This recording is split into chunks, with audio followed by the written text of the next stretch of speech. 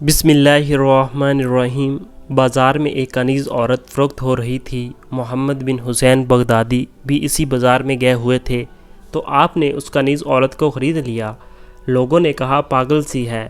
انہوں نے کہا ٹھیک ہے کوئی بات نہیں، اور گھر میں لے آئے۔ رات کو آدھی رات کے بعد آنکھ کھلی تو وہ لونڈی کنیز عورت مصلے پر بیٹھی آنکھوں سے آنسو بہا رہی تھی، رو رو کے سینہ گھٹ رہا تھا اور اللہ سے کہہ رہی ہے، اے اللہ وہ محبت جو تجھے مجھ سے ہے، حالانکہ کہنا تو یہ چاہیے تھا اے اللہ وہ محبت جو مجھے تجھ سے ہے، لیکن اس نے اللہ سے ہاتھ اٹھا کر کہا، اے اللہ وہ محبت جو تجھے مجھ سے ہے، اس کے واسطے تجھ سے سوال کرتی ہوں۔ محمد بن حسین البغدادی سن رہے تھے تو انہوں نے کہا، اے لڑکی کیا کہہ رہی ہے؟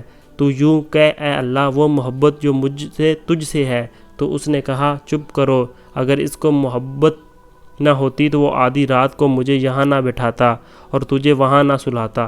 اس کو مجھ سے محبت ہے تو اس نے مجھے میری نیند سے اٹھا کر مصلے پر کھڑا کر دیا۔ پھر کہنے لگی، اے اللہ اب تو تیری میری محبت کا راز فاش ہو گیا ہے، لوگوں کو پتہ چل گیا ہے، ہم محبوب ہیں۔ اے اللہ اب مجھے اپنے وصال دے دے، مجھے اپنے ملاپ دے دے، اپنے پاس بلا لے۔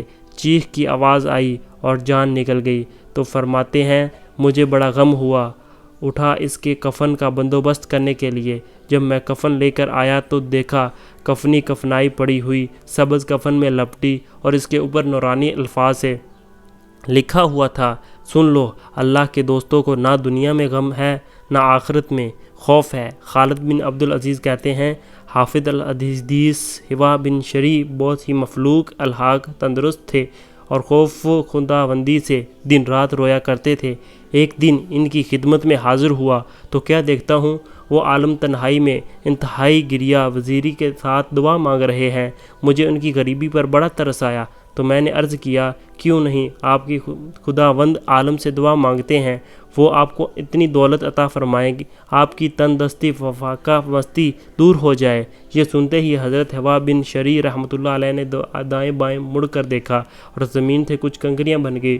انہوں نے ان کو میری طرف پھینک کر فرمایا، اللہ تعالیٰ اپنے بندوں کی مصلحتوں کو خوب جانتا ہے۔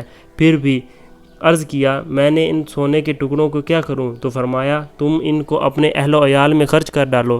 خالد بن عبد العزیز کا بیان ہے، اس حال اور ان کے جلال سے اس قدر خائف ہو گیا کہ مارے ڈر کے ان کے فرمان کو ٹال نہیں سکا، اور میں ان سونے کے ٹکڑوں کو ساتھ لے کر اپنے گھر چلا گیا۔